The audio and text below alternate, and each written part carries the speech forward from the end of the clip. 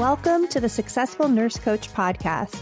On this podcast, Laura and Shelby, both board-certified nurse coaches, show you how to make as much money as you want in private practice as a nurse coach.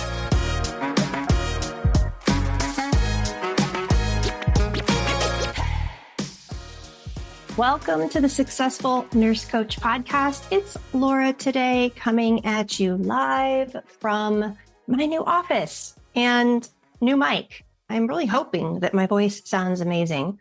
I'm not going to know until I hear it. It sounds good on my end, but you never know until the podcast gets published. So praying that as you hear my voice, it sounds clean and clear and that this new mic is awesome. I'm really excited about it. Anyhow, that was a little bit of a tangent there. I wanted to talk about something today that I've talked about in a lot of my mentorship calls, that I've reflected upon in my own life, that I've witnessed in my husband, in my sister, in a lot of our clients. And that is that there is a healing aspect of going for it and opening your own coaching practice. And I'm even going to back up a little bit and say that entrepreneurship can be considered a healing modality. Isn't that interesting? We often think of all these different modalities that we can get trained in to help people heal. And for me, starting my own business, what is the single most transformative thing I've ever done in my entire life? And I know a lot of entrepreneurs feel the same because it totally changes you and changes the way that you see the world. So I wanted to gather some topics and distinctions of why I think this is. Why is opening your own practice? We always talk about how hard it is. We always talk about the feelings and that it's hard, but we haven't spent enough time talking about the promises of it and the healing that takes place by going for it. And hey, I've had several businesses that did not work out. I know a lot of our nurse coaches have done direct sales companies that didn't work out. So for some of us, starting a business is also a corrective experience from a younger failure or perceived failure. And by the way, a lot of direct sales businesses, the only reason we failed is we didn't have a coach. We didn't have a real support. Now, depending on what company you're in or what downline you're in, I have seen some wonderful spaces for support. What I also find is that anybody who's made $1 million in direct sales has spent thousands of dollars on coaching. I have not met one person who DIY'd it. And I think that it's really important to note that paying for support, paying for transformation for most humans is more powerful than getting free support from your upline that benefits if you make money, right? It's just a different energetics to it. There's always, I'm open to being proven wrong. There's always exceptions to the rule. I'm just sharing my experience here. So I wanted to talk about how becoming an entrepreneur can be really healing and maybe give some personal stories and some case studies around this. So for those of you who are sitting on the fence, maybe you just started CERT, maybe you finished CERT a year and a half ago, and you've always had this thing in your head, one day and maybe I kind of want to, but I heard it's hard or I don't know. For you fence sitters out there, let this be a check mark in the column of go for it. Because if opening a practice and going for it is healing in and of itself, then isn't that awesome? Going for your dream is healing. And they say that, being an entrepreneur is a transformative experience in and of itself for so many reasons, but here's some different aspects. First and foremost is personal growth. Entrepreneurship pushes us way beyond our comfort zone on so many fronts that we can't even comprehend until we're standing at the precipice and we have to do the thing. And a lot of times this happens with the visibility aspect, the reaching out to people that you're afraid of what they're going to think about you. There's so many parts of this that pushes you past your comfort zone. So inevitably you grow in leaps and bounds. And in our mentorship, month 1 to month 12, very few people are the same. like extraordinary transformations. And it's really fun to reflect on that. So starting a business, it fosters growth. You have to be resilient and adaptability. And nurses are all these things because of our career already. Second is sense of purpose. One of the most insidious and lowest experiences for me was being a young adult, graduating high school, and not knowing what I wanted to do. And I was pretty good at a lot of things. I was going to be a math teacher because I'm really good at math and I enjoy math. What I love about math is it's black and white. It's right and wrong. I can just hide in the certainty of it. And I enjoyed it. So I contemplated being a math teacher. I loved art and interior design. I loved communication. I was really good at a lot of things, but I was aimless because I didn't know which. Like I had no clarity. So starting a business, in some ways, it's deciding like on a major, right? It's deciding I'm going to try to open a nurse coaching practice. I've made this decision. I'm opening an LLC. The wheels are turning. This thing is happening. I have some relief. So I'm not contemplating it anymore. I'm not in indecision. I've decided and I've started. And when we decide and when we start something, there's momentum. There's a really yummy feeling of purpose, of forward momentum through a clear target. Even if some of the details aren't clear. It could be, I'm going to start a coaching practice because I'm going to help humans. That could be your certainty, not all the other stuff. And when you start a business that aligns with your personal values and your passion, it instills like a deep, deep sense of fulfillment. I've heard a lot of people say it fulfills a calling, a spiritual calling, something placed on their heart by God, something the universe is compelling them to do. Like this is more than trading time for money. And if we spend so much of our time at work, wouldn't it be nice to trade time of our life in something that was deeply aligned with our personal values?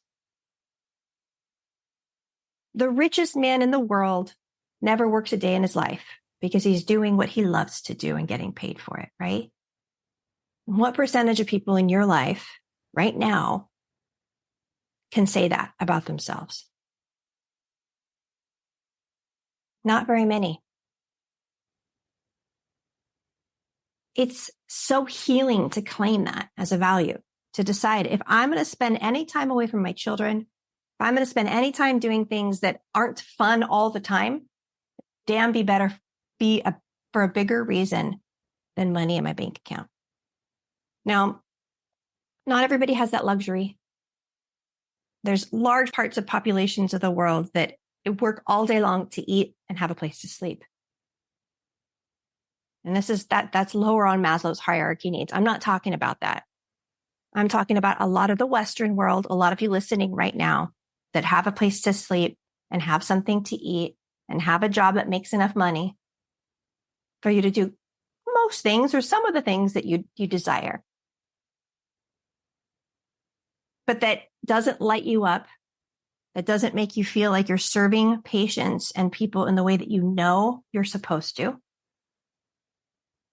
So claiming a direction to start earning money, helping people in the way that you know that you can, it's a deep sense of purpose. And that in and of itself is a healing and transformative experience. Even if you're still working your jobby job and you're doing it part-time, it doesn't matter. Just the commitment, just trying, regardless of the outcome. I'm not even talking about the outcome. I'm not talking about success or failure. I'm talking about the freaking pursuit. Going for it, being the kind of human that goes for it. Instead of being the kind of human that regrets not going for it, just being the kind of human that goes for it. That's deeply healing. Incredibly healing. Next one's empowered. I love this word. It gets thrown around in our industry all the time. We want to empower our patients to make good health decisions. We want to be empowered. What does that actually mean? Well, being in control of our most basic and making decisions for one's own basic structure of their life is incredibly empowering. I choose what days I work and what time I work. I choose how much I work and how much I don't work. I choose what months I want to work a lot and what months I don't want to work a lot. I choose who I work with and what I charge. That's a good feeling. And the cool thing is you get to continually realign as you grow. What I charged 4 years ago is not what I charge now. And what I charge 5 years from now will not be what I charge now. And the type of work I do right now is different than it was 4 years ago. And the type of work that I do 3 years from now will probably be a lot different than right now. So as I mature spiritually, emotionally, mentally, as I grow, I can make decisions that keep me in alignment. That's deeply empowering. It gives confidence. For me, it's changed the way I move in the world, the kind of eye contact that I make, the way that I speak to people. It's changed me, right? Like it's this big change in Laura Menard. Laura Menard was not this person before coaching. It's almost unrecognizable. That's deeply empowering. I love that. I love that for you guys too. There's a feminine way of looking at this and a masculine way of looking at it.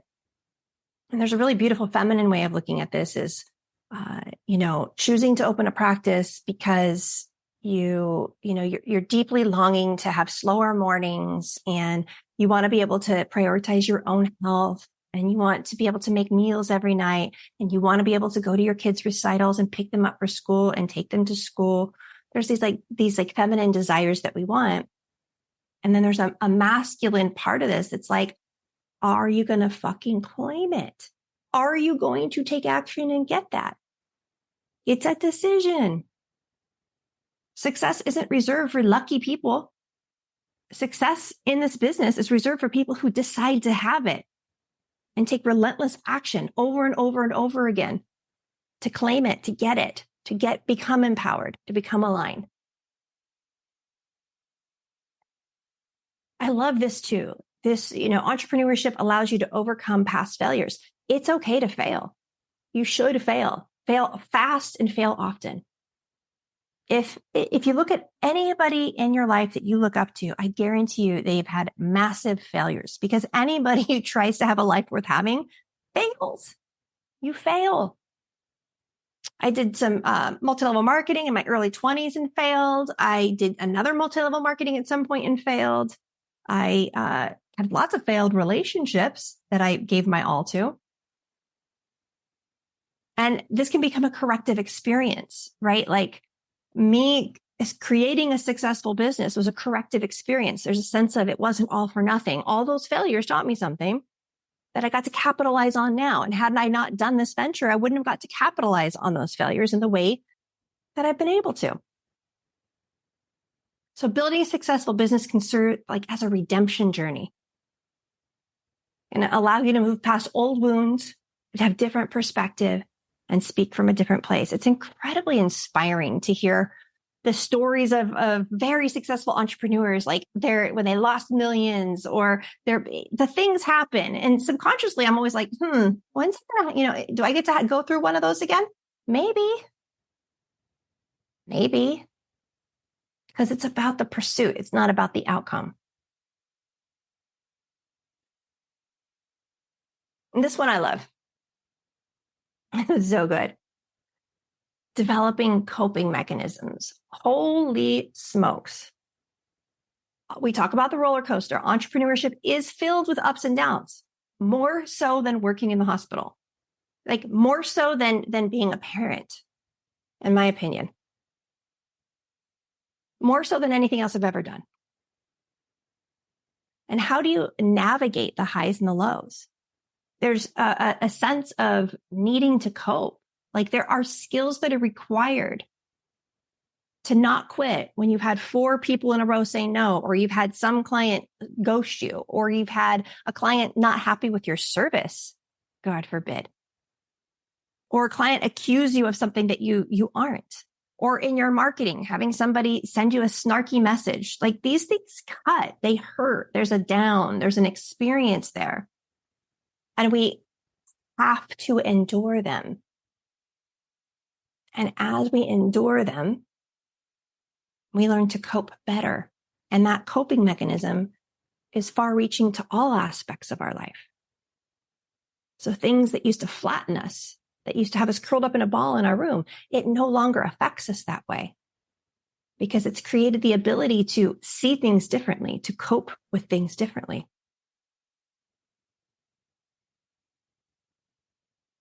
Stress management. I mean, I think that there's a special kind of stress that an entrepreneur experiences, but there's also stress as an employee, like the stress of doing things that you don't feel aligned with, the stress of working a schedule that's not aligned with your highest good or your family's highest good. Like that's a kind of stress. And the other kind of stress is not knowing where your next $10,000 is going to come from, having to create that on the fly.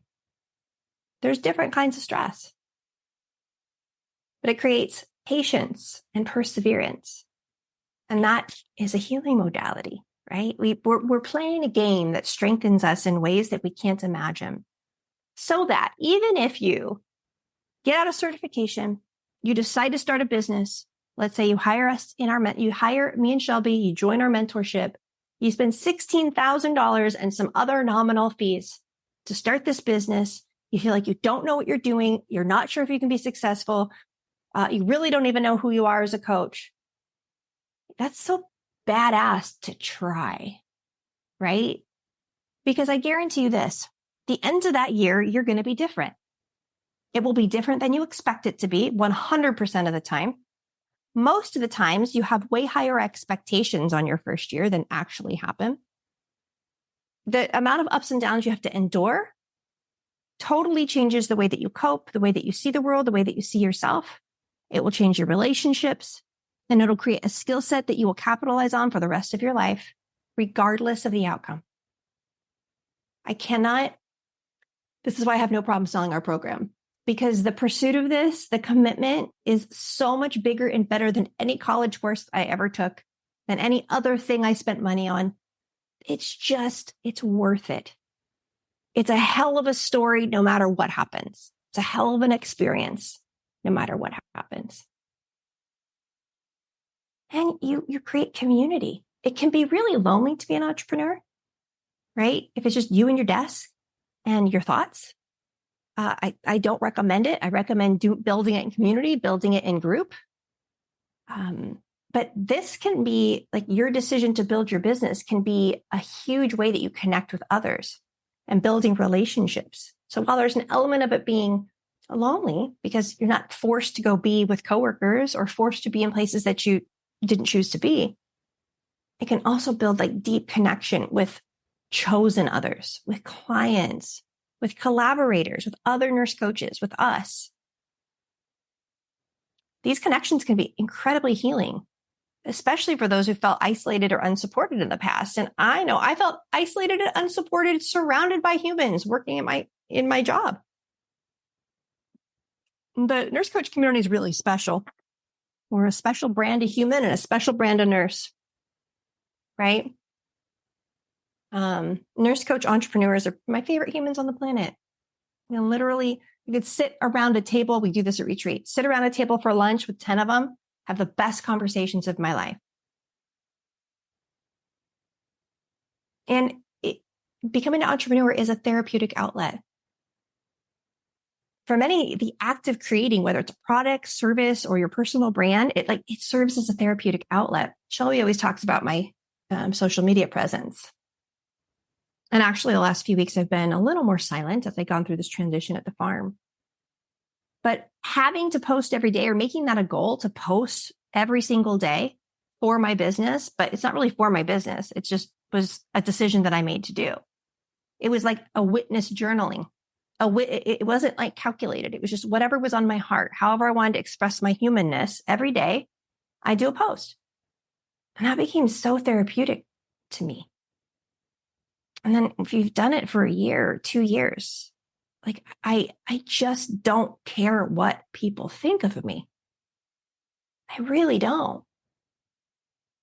It's freedom. That would have never happened had I not decided to start using social media to build my business.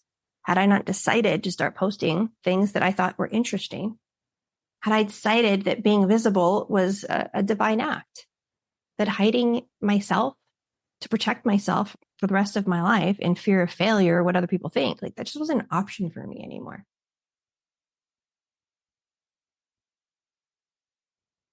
Building your business, figuring out how you choose and love to support other humans, getting really good at your craft.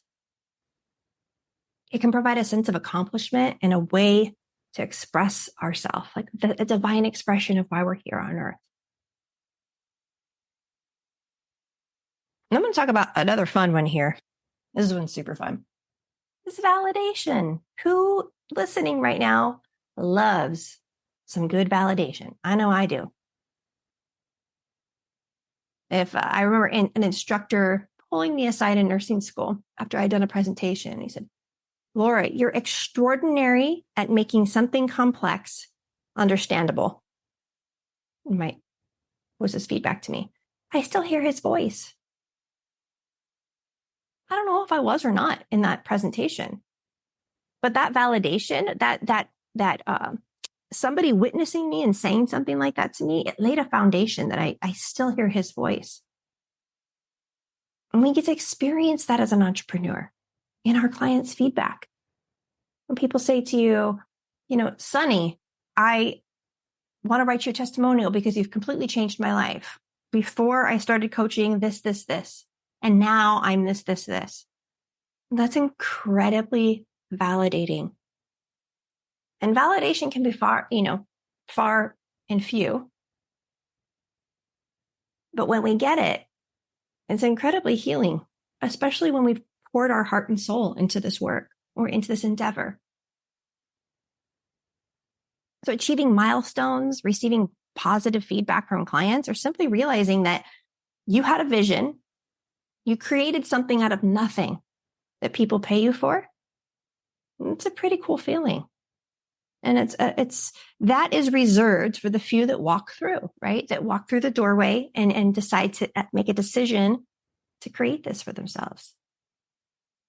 There's a big debate that we've had in among our team. I've heard it in different circles, and it's, can anyone be a successful entrepreneur? Or are there qualities that you have to be born with? And I 100% think that anyone can be an entrepreneur. I also 100% think that not everyone will. I see human beings as pliable and malleable and incredibly powerful and unaware of their own power. And I just see human beings as bursting with creative possibility and energy. I see, if I looked into a sea of 10,000 people, and let's say all those people were light bulbs that can shine 100 watts or whatever, that most people were walking around at a 10 thinking that's all they got. That's how I see the world. So from that perspective, hell yeah, I think you can all be entrepreneurs. I really, really do. But it's a decision to shine brighter. And when you shine brighter, there are other effects that happen in your life. And not every human being is willing to endure those effects or to even enjoy those effects. This last one, actually, I have a few more. Self-compassion. Mistakes and failures are inevitable in entrepreneurship. And over time, you have to learn to treat yourself with more compassion and more understanding, or you'll quit. We see this in the mentorship all the time. I see so many, like somebody will do a workshop and only have 10 people show up.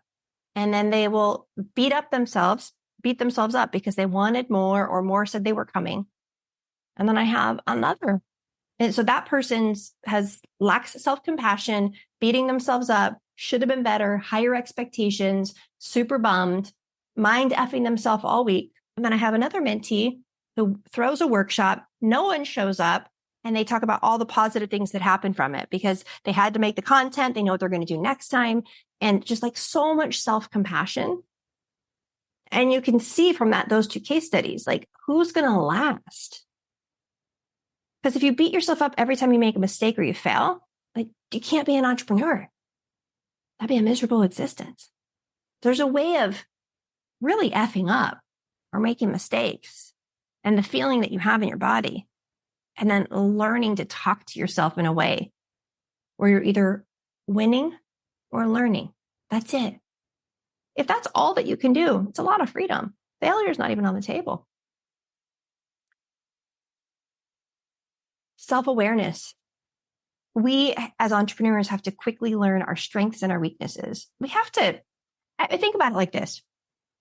If you were the CEO of a hospital and you had 1,000 employees, you would want to know what the weaknesses and strengths were of your leadership team. That's why people apply, because you're looking for certain qualities, for certain people to do certain jobs. You want the right person in the right job. There's lots of parts of being an entrepreneur. Knowing what you're good at and knowing what you're not good at is important. So we have to become self-aware. It's just required. And when we have more self-awareness, we're just operating with a cheat code in the world, right? Like, if we know what we're good at, we exploit what we're good at. If we know what we struggle with, we get support on what we struggle with, or we hire out. I mean, this is why having a mentor or coach is so great, to even reflect back some of these to you. So you begin to see yourself clearly, if you don't see yourself clearly already. And then healing through service. I had a really tough day. I forget how long ago it was. And I was so grateful. I had 2 mentorship calls that day and a one-on-one call. And so I got to be on Zoom coaching for about 6 hours. So for those 6 hours, I was not thinking about me. I was not thinking about my feelings. I was not thinking about my problems. I was not thinking about any of it. I was thinking about whoever I was looking at, whoever I was coaching, whoever I was listening to deeply. There's so much healing in not thinking about ourselves and being in service. In the 12-step community, I love the 12-step community, by the way. There's so many aspects of the 12 steps that are awesome. There's a reason why it's worked for so many people, because it's an awesome program. But part of 12-step community is being of service, of getting out of oneself, of recognizing that suffering comes from extreme self-centeredness. Social anxiety comes from extreme self-centeredness and sometimes sensitive nervous system. So when we're coaching people, we're giving away free sessions to possibly sign people. We're just literally getting out of self and making the world a better place as we build a skill that we're going to be paid handsomely for. I don't see any negative or downside. I know a lot of our clients and you guys might mind up yourself and be thinking about yourself the whole time you're on the call. Well, what do I say next? Or am I doing this right? Or what do I look like on Zoom? Or I have a double chin. Or she doesn't seem very interested. I'm probably not a good coach. Blah, blah, blah, blah, blah, blah, right? If you can get out of that and deeply listen to the other human, really like level 3 listening, where there's an intuitive proponent to it. There's a spiritual, there's a metaphysical, there's something beyond this world. There's something in the unseen realms happening in this coaching call with this other human. You're getting goosebumps. It's incredibly healing. It's an honor. There's times I hang up coaching calls and I'm like, how the fuck did I create this business where I get to do this? And I love it so much. And create these powerful transformations with my clients and get paid for it and have them thank me. There are pinch me moments, you guys, that honestly is why I do what I do. I want as many of you listening right now to experience that. The moment in your business where you're making more money than you spend, you've got plenty of money in your business banking account, you're confident in your coaching abilities, and you're getting off coaching calls feeling incredible. And that might not happen till year 2 or year 3, by the way. Just so you know, you might have to wait 36 months for that kind of payoff. But holy cow, is it worth it? I mean, nursing school is 4 years of education. If you had to commit to learning how to be an entrepreneur for 4 years, to make money doing something that you're totally aligned with for the rest of your life, like, would you do it? These are the kinds of conversations we have to have. I'm so sick of I'll show you how to make 6 figures with my secret system. It's all bullshit. There's no secret system to easily make 6 figures. You can't not do the reps. It would be like a personal trainer. And I have a secret system where you just come in and show up and you're going to have abs and you're going to be able to run a 4-minute mile. It's total bullshit. The healing, the transformation, how am I going to put this without being a total jerk right now?